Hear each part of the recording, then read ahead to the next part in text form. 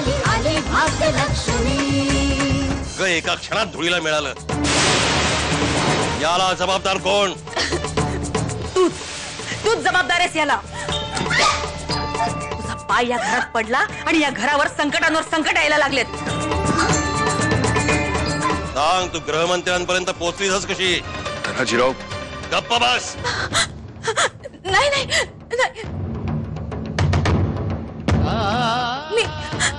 मीच गेले होते त्यांना भेटायला।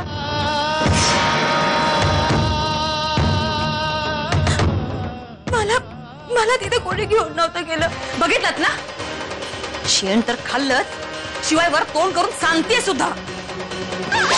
या बाप्पाजींचा चांगला पाहुणचार करा। अशा या ढोंगी माणसाचा आपल्या सरकारी पद्धतीने चांगल्यातला चांगला पाहुणचार झाला पाहिजे। हो हो,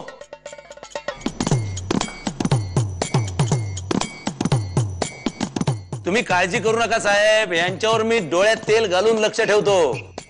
जर बाप्पाजींवरचं तुमचं लक्ष कमी झालं तर मंत्री साहेबांना तुमच्याकडे लक्ष द्यावं लागेल। तेवढी वेळ येऊ देणार नाही साहेब। तू इथे कशाला आलास? माफ करा सूर्या साहेब, लय मोठी चूक झाली, माफ करा। काय झालं ते सांग। सूर्या साहेब, कामिनीबाईंनी पूजेच्या वेळी देवीची मूर्ती आणून ठेवायला सांगितली होती, पण आम्हाला उशीर झाला आणि ते काम नाही आलं करता। काय तू काय ढोसून आलायस का? हा?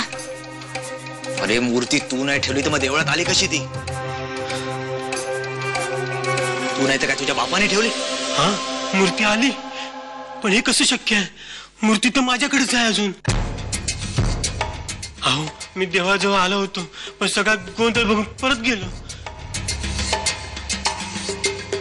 कामिनीबाईने यातलं काय बी नका सांगू, नाहीतर ती आम्हाला जिता नाही सोडणार। ठीक आहे, तुझा इथून, पण मूर्तीबद्दल जर कोणाला काही सांगितलं ना तर जिवंत नाही सोडणार, कळलं? नाही। जर याने मूर्ती ठेवली नाही तर मग ती मूर्ती देवळात आली कुठून? देवी खरोखरच देवळात परत आली की काय? मी आज हे जे काय करू शकली ते तुझ्या आणि आई बिराईच्या आशीर्वादामुळेच ग। यापुढे या गावातल्या कोणत्याही मुलीची स्थिती जयश्री भाविनी सारखी होणार नाही। ती जागा आता कायमची रिकामीच राहणार। आई, तुझ्या लेकीने हे केलंय ग, आणि यापुढेही अन्यायाविरुद्ध लढण्यासाठी मला बळ दे आई। मी आज स्वतःच्या कानाने ऐकलंय, तुम्ही आता काहीतरी बडबडत होता की काशी कुणा मोठ्या माणसाची मुलगी आहे, मोठ्या माणसाची मुलगी आहे म्हणून। अरे ते ना, होय ना, काशी खरंच हुशार आहे ना। वय भयोला देखील वाचवलं असती नाही तर, म्हणजे ती साध्या सुध्या माणसाची मुलगी असणारच नाही, हुशार माणसाची मुलगी असणार। वय आणि हा जाऊ देत ग, मी आता जे काही बडबडलो ना ते झोपेत बडबडलो। त्याचा उगाच तू संदर्भ लावू नकोस कुठेतरी, असंच काहीतरी माझ्या तोंडातून आलं असेल। असंच कसं? मागच्या याला पण तुम्ही दोनदा असंच मानला होता, काशी कुणा मोठ्या मोठ्या माणसाची मुलगी आहे म्हणून।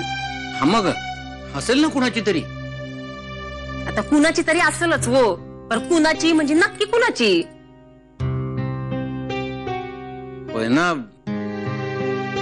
मी कुणाला तरी शब्द दिलाय, तो नाही मोडणार। मी नाही सांगू शकत। व नका सांगू, तर आता रातच्या आणि कुठे कडमडताय? झोपा गुमान।